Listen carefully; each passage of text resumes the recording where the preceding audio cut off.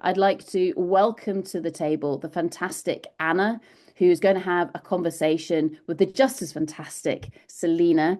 And they are going to open up today's session with a discussion around collaboration. So, Selena and Anna, if you want to unmute yourselves now, we will welcome you to the stage and let you have your fireside chat. Thank you very much. Brilliant. Thank you so much, Sarah. It is so good to have you with us today. And it's a public holiday in Tanzania, so an extra special thank you from us all for joining. I thought I'd just start very briefly with a bit of background to how you and I met. So we now met over 7 years ago, which seems incredible. When I was consulting for an international development program called Institutions for Inclusive Development, or I4ID, focused on facilitating economic growth and inclusive development in Tanzania. So you were the deputy director of that program, and the project we worked together on was focused on opening up the market for menstrual products for women and girls in rural areas in particular. So all to say, I got to experience firsthand your mastery in bringing diverse groups and interests together for open discussion and collaboration. So again, thanks for joining and bringing you to this conference and opening the session. I know, however, that I4ID has just been a relatively small part of your experience, and it would be really great if if we could start with you giving us a picture of your journey and the work that's led you to your role as country director of BBC Media Action. And then we'll sort of explore the role of media and its ability to influence or derail collaboration and progress. How does that sound? Great. Thank you, Selena, and happy Workers' Day from Tanzania. Hi, everyone. So actually, I started working with Oxfam many years ago, and really looking at grassroots movement building, working with different communities in Tanzania, including mining communities. And that was a mix of those communities that had small scale miners, as well as communities that were hosting large mining companies. And a lot of the work that I was doing was sort of supporting these communities to be more vocal, to have the confidence and capacity to engage on these issues. And I think after several years of working in that way, what I did learn was that we were having conversations with the right people, but those conversations weren't really going beyond the immediate communities and the sort of very immediate issues. And I increasingly got interested in the power of media to move those conversations to a wider audience.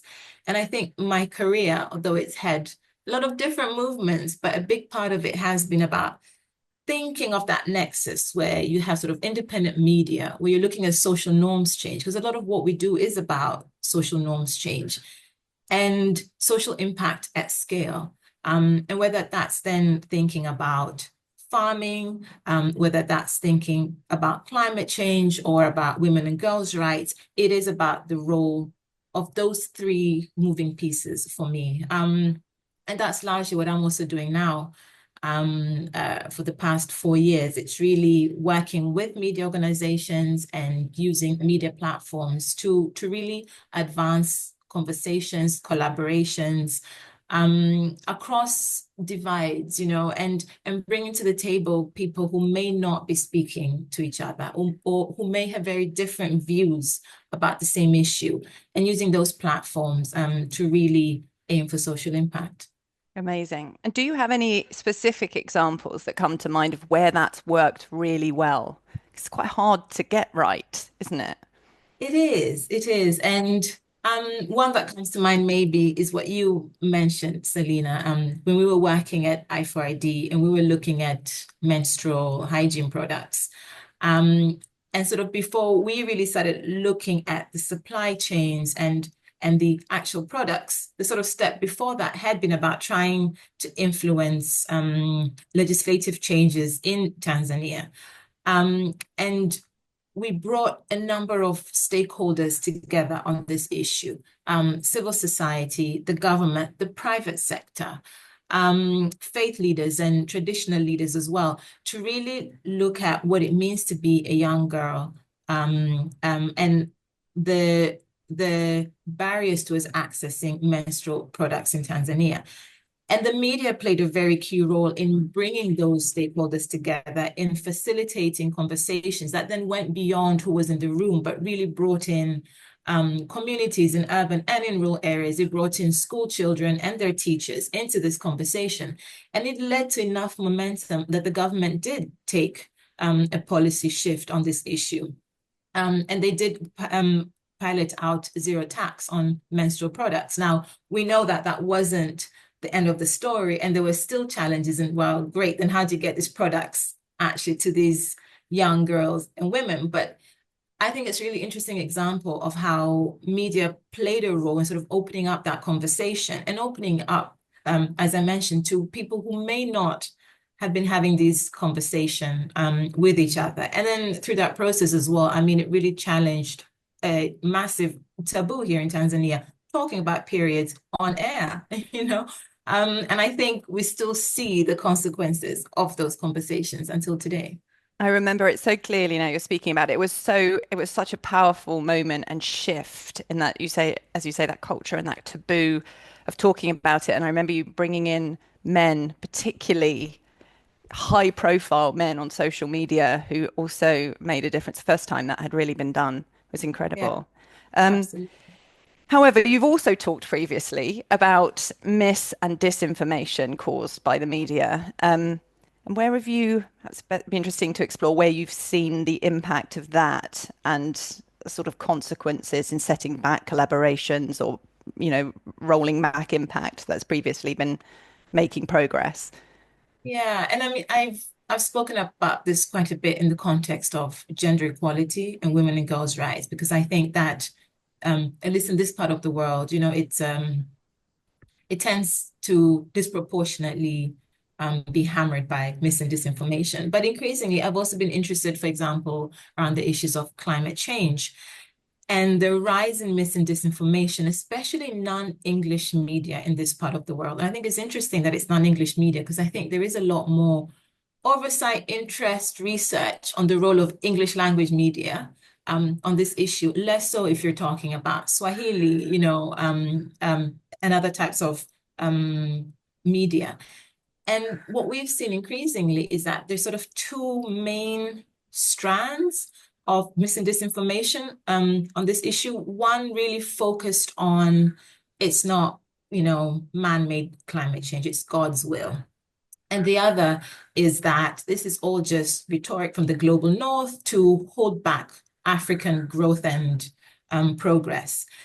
And I think what's really interesting about a rise in this rhetoric online and on air is that, one, we then don't hold ourselves accountable or responsible, but we also then hold back from holding our governments accountable for what they're doing to support and to reduce and mitigate the impacts of climate change for us. We're also not holding corporations accountable for their behaviors in contributing to this.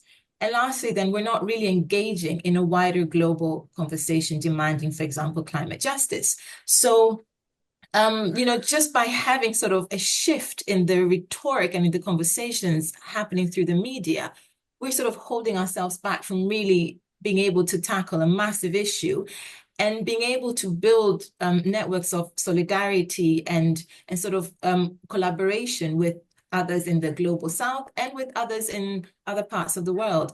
And I think it's such a small shift that's been happening over the past couple of years, but it has significant consequences. And I think that's super interesting. And I think the media feels like this big machine and often polarizing views that it divides rather than brings people together. What are your thoughts on how you can, I know that's part of your day to day. How do you tackle that? What are there some key things that you can do or steps that you can take? What are your thoughts? So, I think partly because of what I do, I'm a really firm believer of independent media and, and it's really critical role in ensuring that there are spaces for these conversations, that these conversations are accurate, they're truthful, and they're tearing down barriers and not erecting them. And I think now more than ever, we need those honest, truthful conversations, and we need independent media. I also think that, again, going back to my career and how it's brought me here, I think we, as actors, we really need to understand social norms change in that wider context. I think a lot of what we do is around using media and comms to influence individual actions, individual knowledge and attitudes, which is great and it's really important. But actually, to make that shift at scale, you need to influence social norms. It's not about whether I think that climate change is real or not. It's about, do I think that my mother-in-law thinks that as well? And will I be sanctioned if I share this attitude or this view in public? So it's really thinking about how to get that change at scale and getting that social norms change. And I don't think we do enough of that. And I think we really believe that social norms change is sort of for activists, and we push it to the side. But I think understanding how social norms plays out in the various sectors and value chains that we work on, I think that really matters. I also think that we need to really spend time thinking about the diversity of views and understanding that there's not one viewpoint that is more important, more relevant than others, And I've spoken to you about this a little bit. When you're sitting in a country like Tanzania and you're listening to the global conversations around, for example, the influence of China in this part of the world, it's very different. I don't think we distinguish between, whether China is good or bad versus whether America is good or bad, or whether Russia is good or bad, in the same way that people in other parts of the world perhaps distinguish that. I think for many people sitting in this part of the world, it is about who we are as a country, as a community, and how we've been exploited by various powers over centuries. And this is just another continuation of that. So how do we really understand these different viewpoints, and how do we, make them more legitimate so that we can engage in these conversations? And I think that's, again, becoming increasingly important. Absolutely. That's so powerful. Thank you for sharing that, Anna. Really brilliant.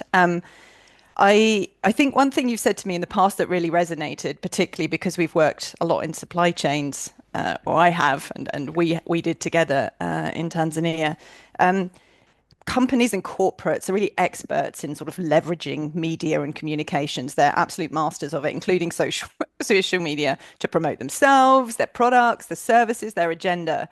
But as civil society organizations, that's just not the same for the most part, with some notable exceptions. You touched on some of this, but what lessons could we be learning from corporations and their slickness in this space? And could this create some opportunities for civil society organizations and change more broadly? Yeah, and I think that's where the role of collaborations really comes in. I think for many civil society organizations, we don't have the resources to really invest in the kind of research that's needed, in the kind of large scale, very savvy campaigns, and not even just campaigns, but the way that, especially for sort of consumer behaviors, it's really infiltrating different parts of our media, our those spaces where we get information and we engage in conversations. We don't really have the resources to do that on our own. And I think that's where collaboration is so key. I think we need to strengthen our ability as civil society to work with academia, to work with research institutions, to work with the private sector, to work with faith-based movements, and to be able to generate momentum collectively, because I think that's how we will be able to sort of gain the scale and the ability to sometimes to counter what private sector corporations are doing, but also to really learn from what works for them and to apply it into our work. So we were working on a bit of research here in Tanzania around the role of media and communications in shaping people's food choices and their consumption decisions. And it's really interesting because the amount of money that is being used by food companies to shape those choices versus what we can do as a civil society organization Absolutely. in our small scale awareness campaigns. You can't compare the two. But what can we do? We can build up partnerships with like-minded organizations. We can engage the government. We can engage schools. We can engage teachers. We can engage faith leaders, and we can build a momentum so that with less resources, we can really also start to influence and shape some of these conversations, especially for younger people. That's amazing. I'm feeling a bit emotional hearing you speak. It's fantastic. Thank you. I could ask more questions, but I feel that Sarah, there may be some. I'm not sure what's happening in the chat, but wanted to pause for a second and see if there are any questions that anyone would like to ask Anna for our remaining time. Yeah, no, we've got a number coming in from a range of different directions, Anna and Selena. And Anna, what you're saying here is really resonating and getting people to think. So thank you very much for that. Selena, feel free to jump in with more questions from you as well. But one of them is around, Anna, you mentioned in terms of people almost being worried about being sanctioned or being cancelled for Yeah. when they put their thoughts out there, etc. And of course, people thinking, well, I'm not an activist or whatever, but I've still got maybe something to say. Do you have any thoughts there around people who actively hold themselves back from saying maybe what they're thinking and that kind of balancing act between people being cancelled or being worried about somebody saying something nasty to them Yeah. in that world of social media? Yeah, I know. And that is a tough one. And I mean, we see it especially with young people, but I think, well, what we've learned in terms of, and I'm trying to sort of apply our thinking around social norms change to that issue. I think what we've learned is the need to sort of start small. So I think it's really difficult to go in front of hundreds and thousands and put forward an opinion or viewpoint that you think might face backlash or sanctions. It's a lot easier to start with your immediate friends and peers and build up that safe space. So that group of people who will support, endorse, even if they challenge, but they won't cancel you in that process. And I think build bands of solidarity that can then move outward. And so that's really trying to identify where the safe spaces are. It's about trying to identify where your like-minded allies, friends are. And I think you always need those brave, risk takers who will be at the forefront of putting some of these views to the public.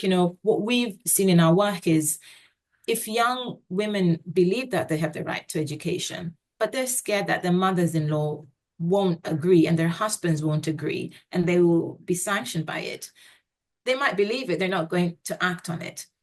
But if they hear stories of other young women in communities like theirs, in their neighborhoods, in their social networks, who have made that decision and have been okay, they are more likely to then step out and say, actually, I'm worried I might be sanctioned, but I may not be. And even if I am, it's not at the scale that I'm worried it will be. And those brave individuals who come out then generate a momentum that allows others to come in. Now, I mean, I know it's easier said than done. And I think we really do all struggle, especially with social media, being sanctioned by people who don't know us, but I think it is about starting small and building up that momentum. And again, that's where network building, collaborations, reaching out really matters. So it's almost sort of, kind of collaborations of courage or that momentum of courage and how that can spread. Anna, there's another question that's come in the chat from Ralph, and Ralph's asking, how do you engage with faith groups on disinformation whilst remaining sensitive to their beliefs? Is there a balance to be struck, or is the approach more rigid? That's a really good question. I mean, my experience is that it does require balancing and it does require longer term engagement. I think, trying to train faith leaders in what they should be thinking about gender-based violence, or things like that, it doesn't work. I think it is about finding, champions within these faith organizations or these faith communities in order to engage in conversations with, bringing more on board, understanding their viewpoint. Sometimes it starts with small changes and small sort of steps and successes, and that allows you to then push the bar further. I also think, though, and I say this with all honesty, that as a civil society actor, you also need to know where the limit is, so my values would dictate to me that if they are still really conservative, regressive viewpoints being shared publicly by these actors that I'm collaborating with, the question for me is, am I legitimizing a discourse, a viewpoint that I shouldn't be? Do I actually have enough influence from the inside to shift that? Or am I kidding myself? And in the process, actually, I'm undermining my own integrity, and I'm giving power to a conversation that shouldn't be happening anyways, and I think those are the questions that we always have to check ourselves with. Absolutely. Anna, I could keep asking you questions because they keep coming in, and it's absolutely fascinating. Thank you so much for dialing in from Tanzania on a public holiday. Thank you for having me. It's been brilliant. Everyone, please put your hands together for the fantastic Anna. Absolutely brilliant. Thank you.